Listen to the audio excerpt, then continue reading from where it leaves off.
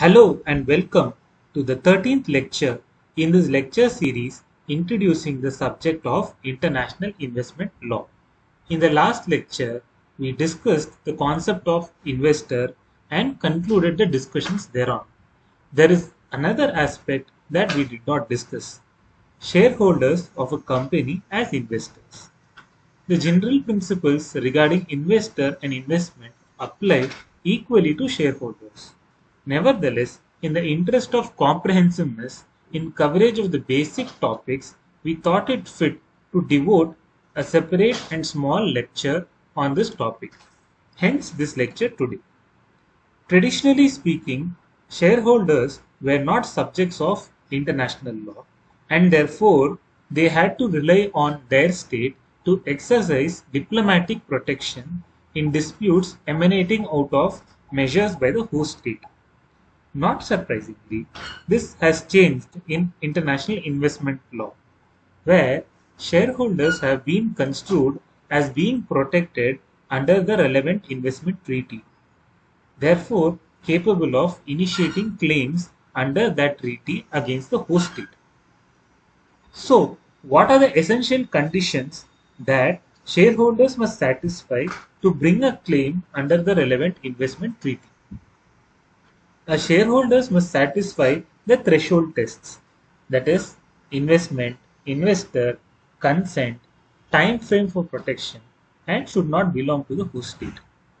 If a shareholder is a national of the host state, a claim cannot be brought, as we have seen in the 10th lecture for natural persons and the 11th lecture for legal persons such as companies, etc. Link to lectures 10 and 11 are provided in the description to this video for your convenience.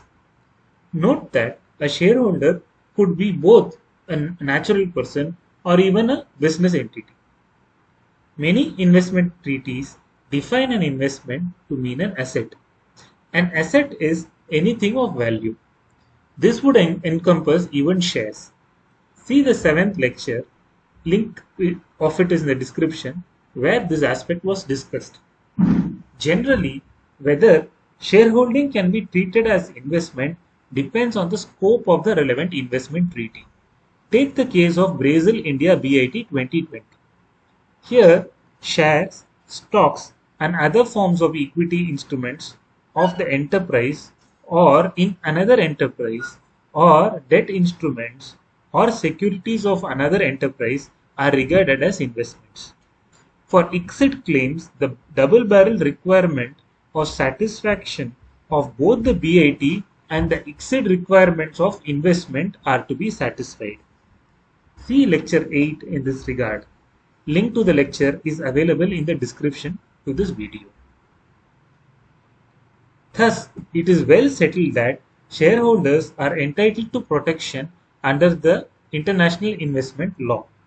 In CMS Gas Transmission Company versus the Republic of Argentina, decision of the tribunal on objections to jurisdictions dated 17 July 2003, paras 36 to 65.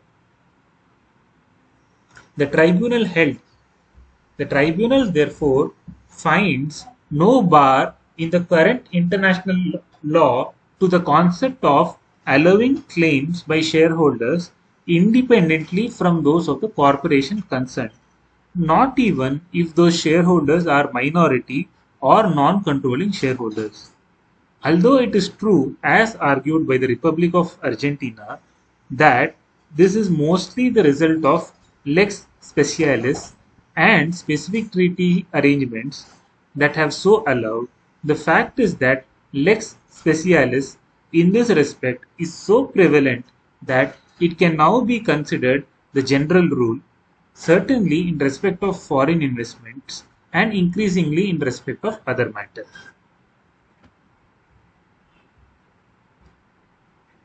Para 39 to 65 or the CMS decision is worth reading on this topic.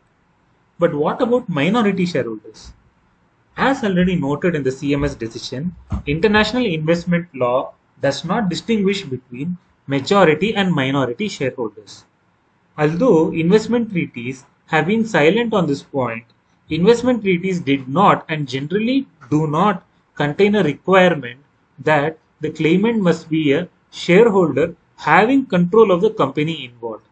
See, for instance, Lanco International Inc. versus the Argentine Republic, exit case number ARB 97 of 6, decision on jurisdiction dated 8 December 1998.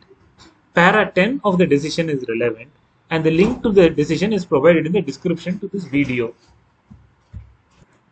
Other requirements for protection of investment, such as relevant time when the treaty commences investment protection, apply equally to the claims of shareholders.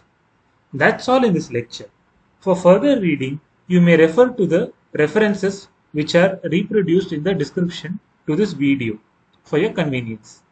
Happy reading, bye bye, and stay safe.